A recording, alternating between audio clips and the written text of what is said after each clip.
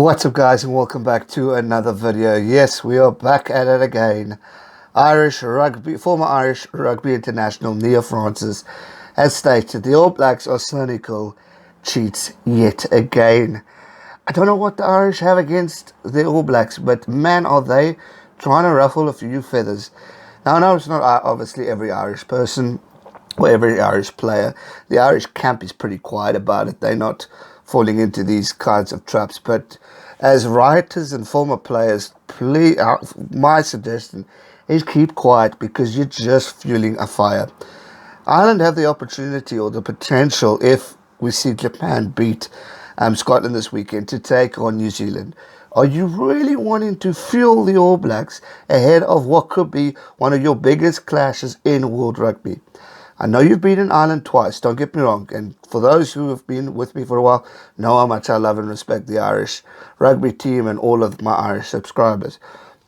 But I don't think it's the smartest idea for these public figures to go out and call the All Blacks cheats.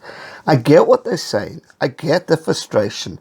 Kieran Reid, he's moaning about, he's saying the diplomatic immunity at the Rugby World Cup being dominated by referees. He enjoys it. Then he goes on and says, dissected New Zealand's 63 win over Canada and was left with one impression. They cheat, they cheat, they cheat. And the referees let them get away with it. The referee on the day was, I think, Mr. Poit. Not my favourite referee at all. Don't get me wrong, he missed a clear-on tackle when Kieran Reid went on. There was but Kieran Reid, I think, is on the verge of getting cited, if not being cited already. He then goes and says New Zealand are difficult enough to beat at the best of times, but because they cheat and have such breathtaking cynicism and referees let them do it, they are even more difficult to overcome. So, yeah, this guy's really the Murin and he's just going at it for them.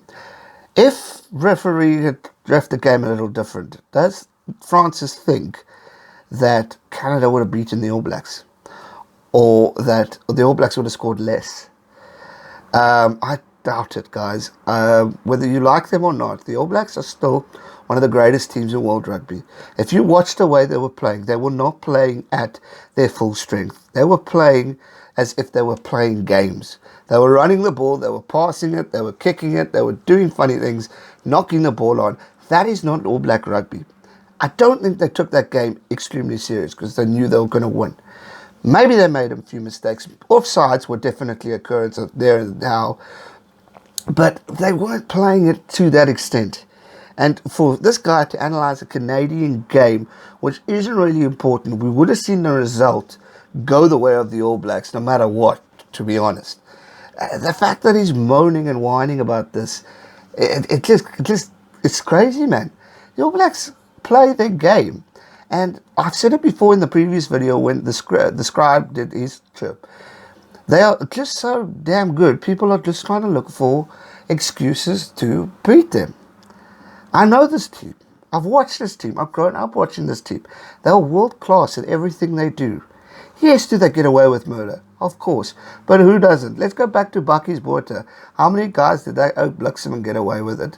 Let's go back to Martin Johnson. How many times did he get away with it? Australia the other day. Michael Hooper got away with it. No one's whining about these guys who also tend to do it.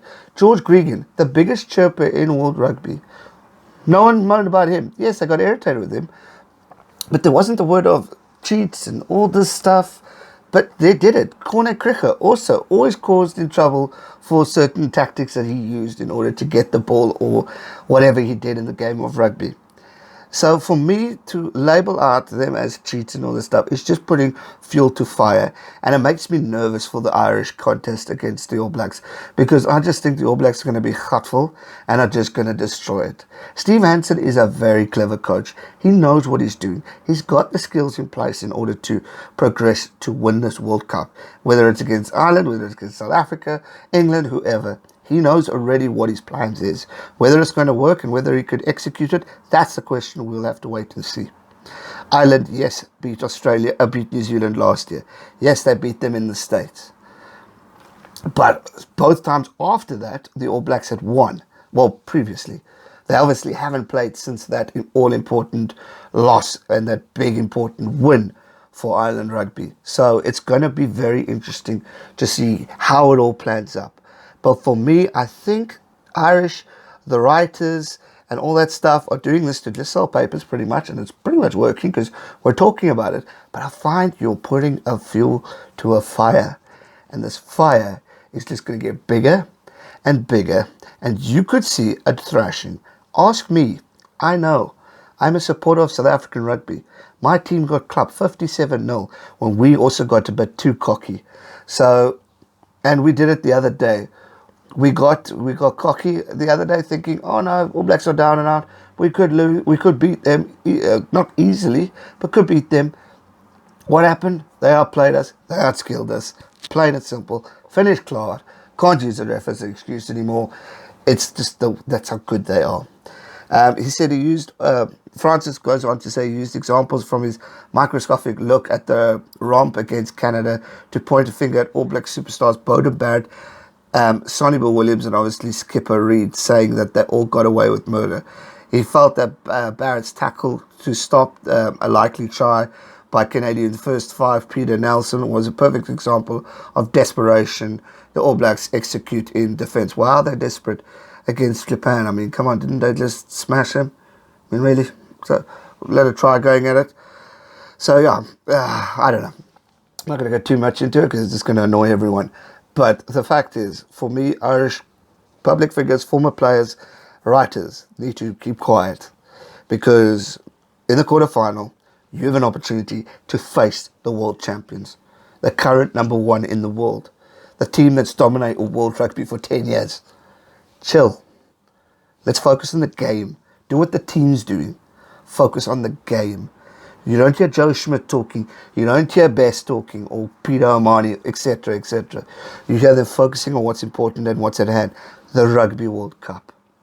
And respect to the opponents. That's what it's all about. So yeah, let me know your thoughts in the comment section down below. What do you think of this? Is he just selling papers yet again? Or does he have a point maybe? Maybe I'm missing something. Let me know in the comment section down below and we'll discuss it further. As usual, thanks so much for watching. Hit that subscribe button. Join the family. So much more content to come. You don't want to miss it, so don't go anywhere. Thanks so much for watching. Or as always, stay safe and never give up. Cheers.